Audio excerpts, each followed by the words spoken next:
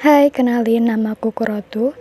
Di video ini kita akan membahas mengenai topik kedatangan bangsa Eropa ke Indonesia. Di topik ini kita akan membahas 2 poin. Yang pertama, latar belakang kedatangan bangsa Eropa ke Indonesia, dan yang kedua, bangsa Eropa yang datang ke Indonesia. Nah, kalau ngomongin kedatangan bangsa Eropa ke Indonesia, kita perlu tahu nih, kenapa ya bangsa Eropa mau datang ke Indonesia? Ada 4 faktor pendorong datangnya bangsa Eropa ke Indonesia. Yang pertama, jatuhnya kota Konstantinopel.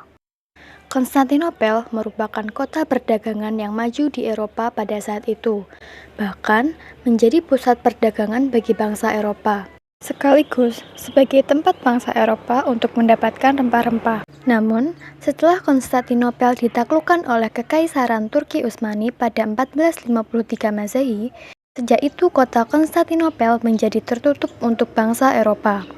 Sehingga bangsa Eropa tidak dapat lagi membeli rempah-rempah di Konstantinopel, padahal rempah-rempah menjadi kebutuhan pokok bagi masyarakat Eropa.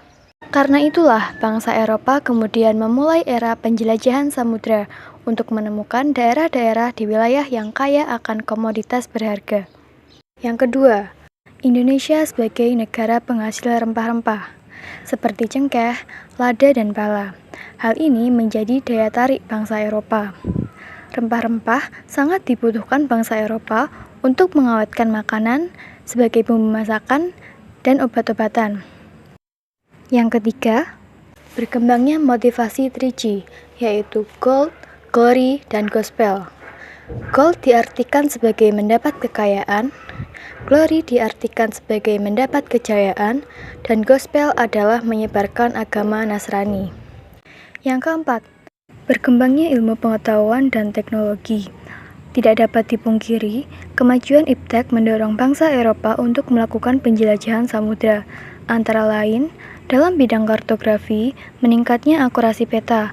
Kemudian, dalam bidang navigasi, ditemukannya kompas. Dan dalam bidang astronomi, dicetuskannya teori heliosentris oleh Nicolaus Copernicus yang menyatakan bahwa bumi mengelilingi matahari. Dan yang terakhir, adanya catatan perjalanan Marco Polo. Nah, sekarang kita akan membahas bangsa Eropa mana aja sih yang pernah datang ke Indonesia? Jadi, ada 4 bangsa Eropa yang pernah datang ke Indonesia, yakni bangsa Portugis, bangsa Spanyol, Inggris, dan Belanda.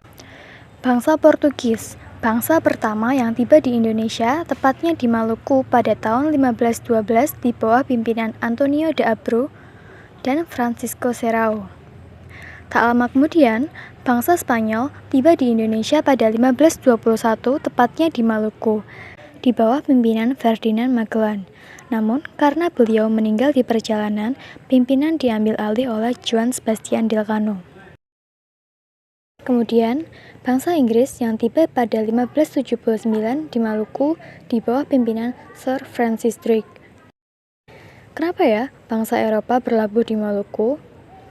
Karena Maluku merupakan tempat penghasil rempah-rempah, yaitu cengkeh. Dan yang terakhir, bangsa Belanda tiba di Indonesia, tepatnya di Banten, pada 1596 di bawah pimpinan Cornelis de Houtman. Namun pada perkembangannya, ekspedisi Belanda nantinya juga ada yang berlabuh di Maluku untuk mencari rempah-rempah. Nah, selesai sudah topik pembahasan kali ini. Jadi, bisa kita simpulkan, kedatangan bangsa Eropa dilatar belakangi oleh 4 faktor. Yang pertama, jatuhnya kota Konstantinopel. 2. Indonesia sebagai negara penghasil rempah-rempah. Yang ketiga, berkembangnya motivasi 3G, yaitu gold, glory, dan gospel. Dan yang terakhir, berkembangnya ilmu pengetahuan dan teknologi. Kemudian, bangsa Eropa yang datang ke Indonesia. Ada bangsa Portugis, Spanyol, Inggris, dan Belanda. Nah, selesai sudah topik pembahasan kali ini. Semoga bermanfaat. Terima kasih.